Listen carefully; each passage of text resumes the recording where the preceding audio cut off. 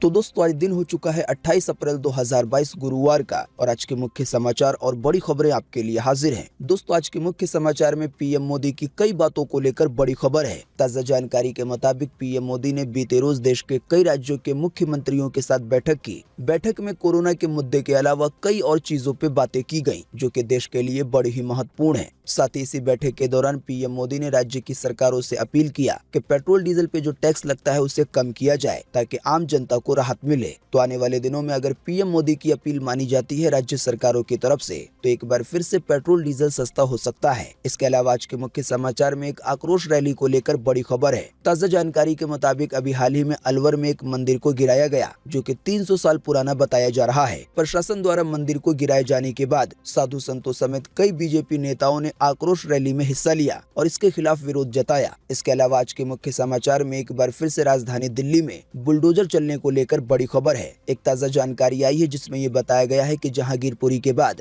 अब शाहीन बाग में एमसीडी कार्रवाई कर सकता है। इसके लिए प्लान को तैयार किया जा रहा है, यानी कि जो भी अवैध निर्माण होगा उसे ढाया जाएगा, चाहे वो मंदिर हो, मस्जिद हो या कोई घर हो। इसके अलावा आज के मुख्य समाचार में एक बार फिर से एलन मस्क और ट्विटर को लेकर बड़ी खबर है। साथ ही आज के मुख्य समाचार में एक बड़े आतंकवादी हमले की धमकी को लेकर बड़ी खबर है। ताज़ा जानकारी के मुताबिक आतंकवादियों की तरफ से एक पत्र भेजा गया है जिसमें पंजाब के 3 मंदिरों और 7 रेलवे स्टेशन को उड़ाने की धमकी दी गई है। साथ ही में पंजाब के मुख्यमंत्री यानी कि भगवंत मान को भी मारने की धमकी दी गई है। इसके अलावा आज के मुख्य समाचार में स्कूलों को बंद होने को लेकर बड़ी खबर है। ताज़ा जानकारी के मुताबिक देश के एक हिस्से में 5 दिनों के लिए स्कूलों को बंद कर दिया गया है। दोस्तों आज के इस मुख्य समाचार में इन सभी खबरों के अलावा भी कई और बड़ी खबरें हैं। इसी की वजह से वीडियो को थोड़ा सा भी ना भगाएं और देखें ध्यान से आखिर तक ताकि कोई भी जानकारी मिस ना हो। वीडियो में बढ़े आगे इससे पहले बस आपसे एक छोटी सी रिक्वेस्ट है कि वीडियो को लाइक कर दें और शेयर कर दें, क्योंकि आपका लाइक और शेयर करना ही होता है हमारी मेहनत का फल। तो आइए बिना देर किए चलते हैं सीधे आज की पहली बड़ी खबर की तरफ।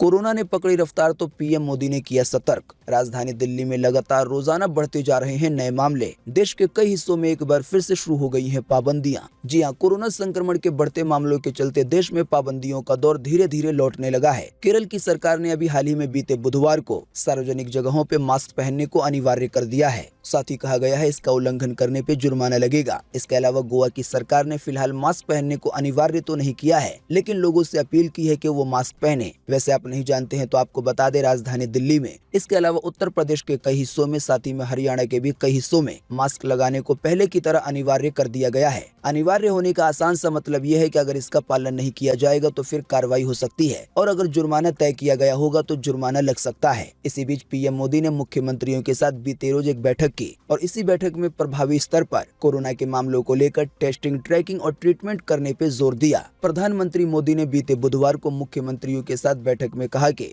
बीते 2 हफ्तों में कुछ राज्यों में जिस प्रकार से कोरोना के मामले बढ़े हैं उससे साफ है कि महामारी की चुनौती अभी पूरी तरह से खत्म नहीं हुई है। ऐसे में सभी को सतर्क रहने की जरूरत है। जैसे कि यूरोप में देखा जा रहा है, ओमिक्रॉन और उसके सब वेरिएंट गंभीर चुनौतियां पैदा कर रहे हैं। यानी कि पीएम मोदी ने बताया कि कोरोना वायरस के अलग अलग वेरिएंट एक बार फिर से लोगों की चिंताएं बढ़ा रहे हैं। और आपको बता दें, एक बार फिर से केवल हमारे देश में ऐसा नहीं हो रहा है बल्कि कोरोना के मामले दुनिया के कई देशों में बढ़ रहे हैं। पीएम मोदी ने इसी बैठक के दौरान एक और महत्वपूर्ण बात कही जो कि कोरोना से मामलों से हटके थी। तो इससे जुड़ी ज्यादा जानकारी देखें अगली खबर में।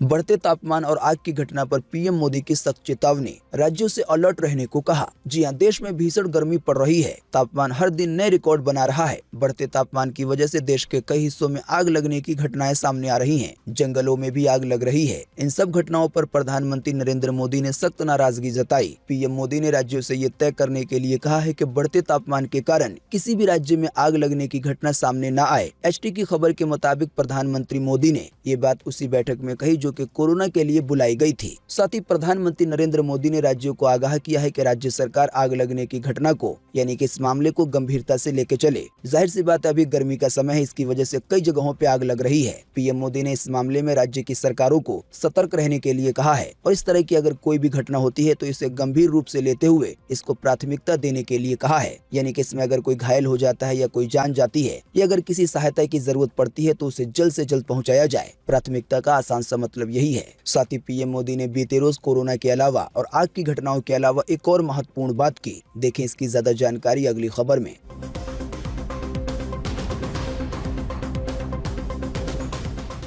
पीएम मोदी ने देश के राज्य की सरकारों से की टैक्स घटाने की अपील। हालांकि दूसरी विपक्षी पार्टियों ने कई और बातों को लेकर पीएम मोदी पे साधा है निशाना। मामला है पेट्रोल डीजल पे लगने वाले टैक्स का और जीएसटी का। जी हां, पीएम मोदी ने राज्यों से उनके हिस्से का टैक्स घटाने की अपील की ताकि जनता पे महंगाई का बोझ कम किया जा सके। यानी कि पेट्रोल डीजल पे जो टैक्स लगाया जाता है उसे कम किया जाए ताकि इसके दाम नीचे आ सके। हालांकि पीएम मोदी की इस अपील के बाद राज्य सरकारों के बयान सामने आ रहे हैं। महाराष्ट्र के सीएम उद्धव ठाकरे ने कहा है कि सबसे ज्यादा टैक्स देने वाला राज्य महाराष्ट्र है, लेकिन केंद्र सरकार हमसे भेदभाव कर रही है। केंद्र से मिलने वाला 26,500 करोड़ रुपए का जीएसटी अब तक बकाया है। यानी कि महाराष्ट्र सरकार ने ये कहा है कि 26,000 करोड़ रुपए से ज्यादा केंद्र सरकार पे उसके बकाया है। इसी तरह से टीएमसी सांसद सौगत राय ने कहा है कि सरकार कीमतों को कंट्रोल नहीं कर पा रही है, इसीलिए पीएम विपक्ष दल वाले राज्य को दोषी ठहरा रहे हैं। अब आसान सा रिजल्ट ये है कि आने वाले दिनों में जो भी राज्य की सरकारें पीएम मोदी की अपील को मानकर पेट्रोल डीजल पे अपने टैक्स को घटा देगी तो उस राज्य में पेट्रोल डीजल सस्ता हो सकता है। दोस्तों, वैसे आप नहीं जानते हैं तो आइए आपको बताते हैं अगली खबर में कि देश के कौन से राज्य में पेट्रोल डीजल पर कितना टैक्स लगता है।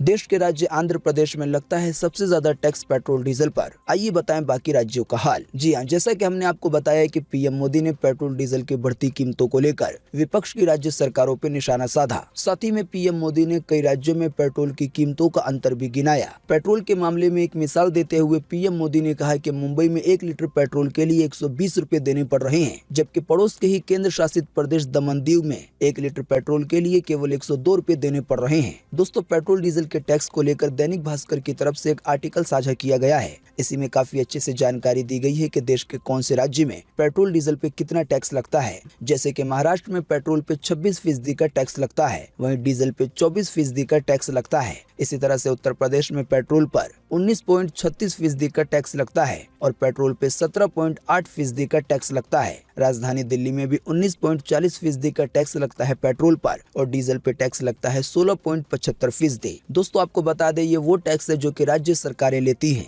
इसके अलावा केंद्र सरकार का एक अलग टैक्स होता है। राज्य के हिसाब से सबसे ज्यादा पेट्रोल पे टैक्स लगता है आंध्र प्रदेश में 31%। दोस्तों, पेट्रोल डीजल पे लगने वाले टैक्स को और ज्यादा आसान सी भाषा में समझने के लिए आप इस वाली इमेज को अपनी स्क्रीन पे देख सकते हैं, जो कि दैनिक भास्कर की तरफ से जारी की गई है। यहाँ पे बताया गया है कि किस राज्य में 100 रुपए के पेट्रोल में कितना हिस्सा होता है टैक्स का अगर राज्य सरकार के और केंद्र सरकार के टैक्स को मिला दिया जाए तो। जैसे कि मिसाल के तौर पे महाराष्ट्र के मुंबई में अभी 1 लीटर पेट्रोल के लिए लगभग 120 रुपए देना पड़ रहा है, तो इस 120 रुपए में 52 रुपए 50 पैसे टैक्स का हिस्सा है। आसान सी भाषा में समझाने के लिए यूं भी कहा जा सकता है कि अगर पेट्रोल डीजल पे लगने वाले टैक्स को पूरी तरह से हटा दिया जाए तो पेट्रोल डीजल का दाम एकदम से आधा हो जाएगा। अब बाकी राज्य के टैक्स की जानकारी आप वीडियो को रोककर खुद भी देख सकते हैं अपने सामने। दोस्तों, अगली खबर के बारे में बताने से पहले आपके लिए एक बड़ा सर्वे और एक बड़ा सवाल इसी खबर से जुड़ा हुआ। दोस्तों, आपको इसी वीडियो के नीचे कमेंट बॉक्स में कमेंट करके बताना है कि पीएम मोदी की तरफ से जो अपील की गई है कि पेट्रोल डीजल पे लगने वाले टैक्स को थोड़ा घटा दिया जाए राज्य सरकारों की ओर से, तो आपके हिसाब से राज्य सरकारों को इन टैक्स को थोड़ा घटाना चाहिए या नहीं, इस पर आपकी पर्सनल राय क्या है? फटाफट से आप अपना जवाब इसी वीडियो के नीचे कमेंट बॉक्स में लिख डालिए। आपके दिए हुए जवाब से काफी कुछ पता चलता है। साथ ही दोस्तों, आपको एक और जानकारी दे दे कि हमारा जो एक नया चैनल है फूड से रिलेटेड, उस पर फिर एक नया वीडियो आ चुका है जो कि बड़ा ही शानदार है। अगर आप उस वाले वीडियो को देखना चाहते हैं तो उसका लिंक आपको इसी वीडियो के नीचे डिस्क्रिप्शन में मिल जाएगा, आप जाकर उसे देख सकते हैं। अगर आपको वो वीडियो अच्छा लगे तो उसे भी लाइक करें और शेयर करें और उस वाले चैनल को भी सब्सक्राइब करके बेल का आइकन को दबाएं।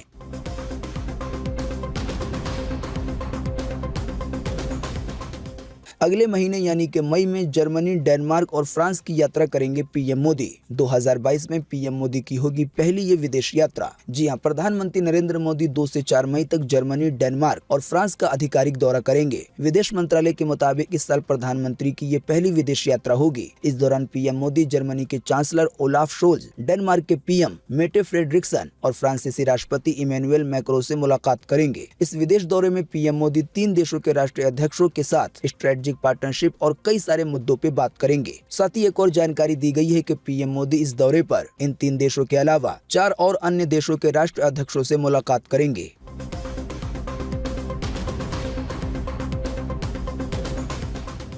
अलवर में मंदिर गिराने को लेकर खड़ा हो गया है बड़ा विवाद। 300 साल पुराना मंदिर तोड़ा गया, साधु संतों और बीजेपी नेताओं ने आक्रोश रैली निकाली। जी हां, राजस्थान के अलवर में 300 साल पुराने मंदिर पे बुलडोजर चलाए जाने के 10 दिन बाद हिंदू संगठनों और साधु संतों ने बीते बुधवार को आक्रोश रैली निकाली। आक्रोश रैली की अगुवाई कर रहे अलवर सांसद बालक नाथ ने मुख्यमंत्री अशोक गहलोत से इस्तीफा देने की मांग की। उन्होंने कहा कि हम राजस्थान सरकार को तुष्टीकरण की राजनीति करने से रोकने के लिए ये मार्च निकाल रहे हैं, यानी कि ये रैली। जिन अधिकारियों ने मंदिर को तोड़ा है उन पर सख्त कार्रवाई की जाए और दोबारा मंदिर बनाया जाए। फिलहाल साधु संतों और कलेक्टर शिव प्रसाद नकाते के बीच बातचीत का दौर जारी है। असल में बात ये थी कि राजस्थान के अलवर के राजगढ़ में प्रशासन की अतिक्रमण हटाने की कार्रवाई के दौरान, यानी कि अवैध चीजों को तोड़ने के दौरान 300 साल पुराना मंदिर तोड़ दिया गया। इसके बाद से ही भाजपा राज्य सरकार पे हमलावर है और अब साधु संत भी इसमें शामिल हो गए हैं। मंदिर तोड़ने के बारे में एक और बात ये खुलकर बताई गई है कि अलवर में सड़क का रास्ता साफ करने के लिए 86 दुकानों को बुलडोजर से तोड़ा गया और इसी रास्ते में ये मंदिर भी था, तो इसे भी तोड़ दिया गया। हालांकि इस तरह के मामले को देखते हुए अभी हाल ही में एक दिन पहले राजस्थान की सरकार ने एसडीएम और नगर पालिका के ईओ समेत चेयरमैन को सस्पेंड कर दिया है। ऐसी उम्मीद है यहाँ पर आने वाले दिनों में नया मंदिर बनवा दिया जाएगा।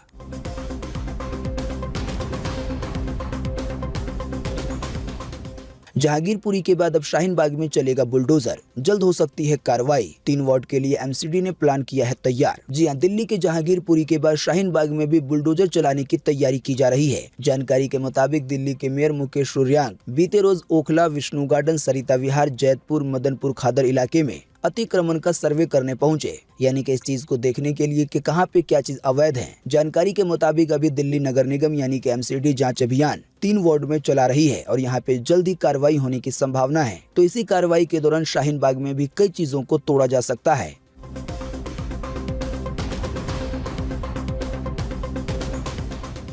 डायनासोर को लेकर रिसर्च में किया गया बड़ा दावा। बताया गया है जुरासिक पार्क फिल्म में दिखाए गए फीके रंग के नहीं बल्कि चमकीले रंगों के होते थे डायनासोर। जी, हजारों साल पहले विलुप्त हो चुके डायनासोर के ऊपर आज भी शोध किए जा रहे हैं। अब तक हमने फिल्मों में देखा है कि डायनासोर ग्रे और ब्राउन जैसे फीके रंग के होते हैं। हालांकि एक नई रिसर्च में ब्रिटेन के एक वैज्ञानिक ने दावा किया है कि पंख वाले डायनासोर चमकीले और खुले रंग के हुआ करते थे। लंबे समय से दुनिया भर के वैज्ञानिकों का मानना था कि जानवर का पिगमेंट फॉलिस नहीं बन सकता, लेकिन इस रिसर्च से पता चला है कि डायनासोर के साथ साथ उनके पिगमेंट भी पूरी तरह से संरक्षित रह सकते हैं। तो इसी पिगमेंट की मदद से अब ये पता लगाया जा सकता है कि डायनासोर आखिर किस कलर के होते थे। जाहिर सी बात है, जब वैज्ञानिकों की तरफ से इस तरह की बातें सामने आ गई हैं, तो आने वाले दिनों में जब एक बार फिर से डायनासोर पे फिल्में बनाई जाएंगी, तो ऐसा हो सकता है फिल्मों में अब डायनासोर आपको रंग बिरंगे देखने को मिले।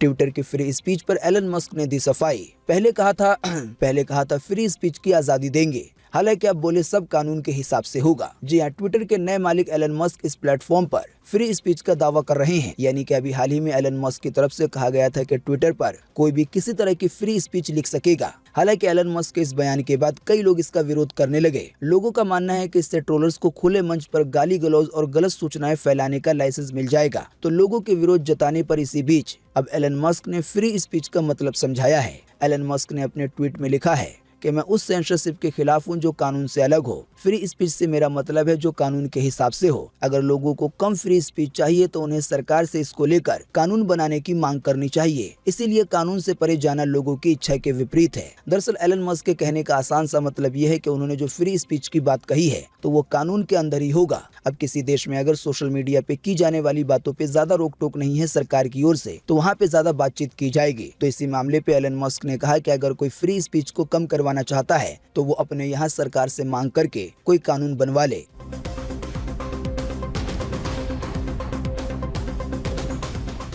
जैश आतंकी संगठन के चेतावनी भरे पत्र से मच गया है हड़कंप। सीएम मान 3 मंदिरों समेत 7 रेलवे स्टेशनों को उड़ाने की दी गई है धमकी। मामले को लेकर अब पुलिस है अलर्ट पर। जी हां, आतंकी संगठन जैश ए मोहम्मद के नाम से आए धमकी भरे पत्र के बाद रेलवे पुलिस और पंजाब पुलिस अलर्ट हो गई है। अराजक तत्वों ने रेलवे स्टेशन अधीक्षक सुल्तानपुर लोधी को डाक माध्यम से एक पत्र भेजा है, यानी कि एक खत मिला है। इसमें पंजाब के मुख्यमंत्री भगवंत मान और हिंदुओं के आस्था के केंद्रों यानी कि 3 मंदिरों के अलावा 7 रेलवे स्टेशनों को बम से उड़ाने की धमकी दी गई है। जानकारी मिलते ही रेलवे पुलिस ने पत्र पे संज्ञान लेते हुए सभी स्टेशनों पे अलर्ट जारी कर दिया। साथ ही रेलवे पुलिस ने धमकी भरे पत्र के बाद स्टेशनों पर चौकसी और कड़ी पाबंदियां कर दी हैं। पत्र लिखने वाले ने अपना परिचय जैश ए मोहम्मद के एरिया कमांडर सलीम अंसारी के रूप में बताया है, यानी कि पत्र में ये जानकारी दी गई है कि ये काम जैश ए मोहम्मद संगठन कर सकती है। धमकी भरे पत्र में कहा गया है कि हम जालंधर रेलवे स्टेशन, सुल्तानपुर लोधी, लोहिया, साथ ही में फिरोजपुर छावनी, फगवाड़ा, अमृतसर, तरनतारन समेत पंजाब के कई स्टेशनों को उड़ा देंगे। यही नहीं, 23 मई को जालंधर के देवी तालाब मंदिर के अलावा कई और मंदिरों को उड़ाने की धमकी दी गई। पत्र में की गई बात यहीं पे नहीं रुकी। मंदिरों और रेलवे स्टेशनों के अलावा पंजाब के मुख्यमंत्री यानी कि भगवंत मान को भी जान से मारने की धमकी दी गई।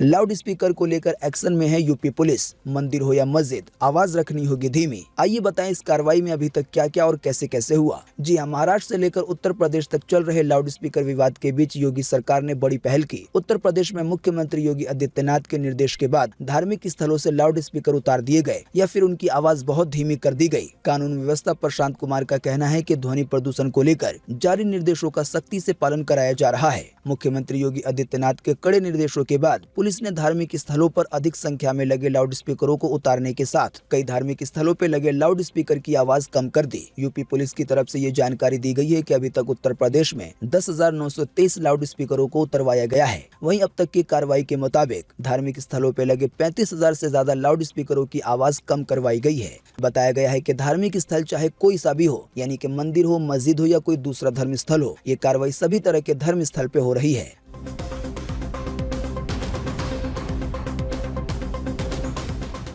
भीषण गर्मी और लू के चलते इस राज्य में 5 दिनों के लिए बंद किए गए स्कूल और कॉलेज। जी हां, उड़ीसा के अधिकांश हिस्सों में भीषण गर्मी और लू के प्रकोप को देखते हुए राज्य में सभी स्कूल कॉलेज बंद कर दिए गए हैं। नवीन पटनायक की सरकार ने सोमवार को 5 दिनों के लिए स्कूल बंद करने की घोषणा की। बयान के अनुसार मंगलवार 26 अप्रैल से अगले 5 दिनों के लिए स्कूल कॉलेज बंद रहेंगे।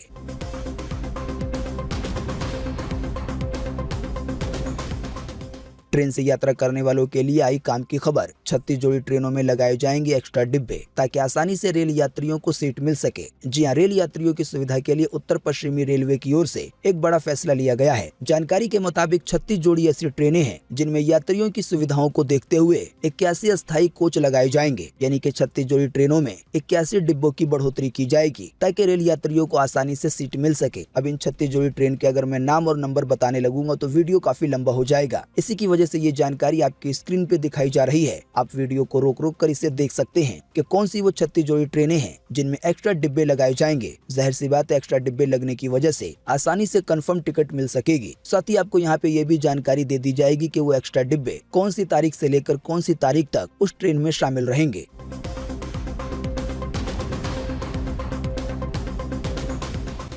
LIC के IPO को लेकर आई है बड़ी खबर। अगर आपके पास LIC की पॉलिसी है तो आपको सस्ते में मिलेंगे LIC के शेयर आम लोगों के मुकाबले। जी हां, life insurance corporation of India यानी कि जीवन बीमा निगम का IPO आने वाले 4 मई को खुलेगा और ये देश का सबसे बड़ा IPO होगा। आसान सी भाषा में समझने के लिए कहें तो अब LIC भी शेयर बाजार में बिकने के लिए तैयार रहेगा। इस IPO के जरिए सरकार LIC की 3.5% की हिस्सेदारी बेचेगी और इससे सरकार के पास 21,000 करोड़ रुपए तक आ सकते हैं। वैसे आप नहीं जानते हैं तो आपको बता दें कि अगर आपके पास LIC की पॉलिसी है तो आम लोगों के मुकाबले आपको प्रति शेयर पे 60 रुपए का डिस्काउंट मिलेगा। जैसे कि IPO के जरिए अगर आप 15 शेयर लेते हैं और अगर आपके पास कोई LIC की पॉलिसी है तो आपको 12,635 रुपए देने होंगे। लेकिन अगर आपके पास LIC की पॉलिसी नहीं है और आप एक आम निवेशक हैं तो आपको 12,635 रुपए के बजाय 13,530 रुपए देने पड़ेंगे।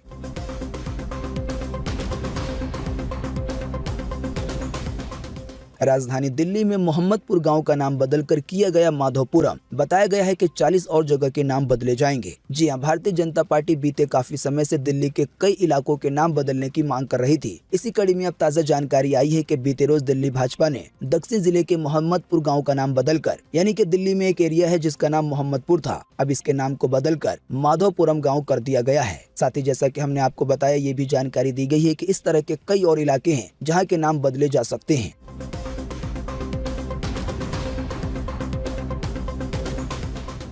29 अप्रैल को दोपहर 1 बजे घोषित होंगे एमपी बोर्ड के नतीजे। ऑफिशियल तरीके से जारी की गई है ये डेट बोर्ड की तरफ से। जी हां, मध्य प्रदेश बोर्ड 10वीं और 12वीं रिजल्ट 2022 का इंतजार कर रहे 18 लाख छात्र छात्राओं के लिए महत्वपूर्ण जानकारी है। Board of secondary education Madhya Pradesh द्वारा हाई स्कूल और हायर सेकेंडरी रिजल्ट की घोषणा 29 अप्रैल को दोपहर 1 बजे की जाएगी। आसान सी भाषा में कहें तो एमपी बोर्ड की जो भी 10वीं और 12वीं की परीक्षाएं हुई थी, उनका रिजल्ट 29 अप्रैल को दोपहर 1 बजे आएगा, यानी कि कल। तो दोस्तों, आज 28 अप्रैल 2022 के यही मुख्य समाचार और बड़ी खबरें थी। उम्मीद करते हैं इससे आपको काफी कुछ जानकारी मिली होगी। हम बस इसके बदले में आपसे इतना ही चाहते हैं कि आप इस वीडियो को लाइक कर दें और शेयर कर दें, क्योंकि आपका लाइक और शेयर करना ही होता है हमारी मेहनत का फल। वीडियो देखने के लिए आपका बहुत बहुत धन्यवाद। Thanks for watching.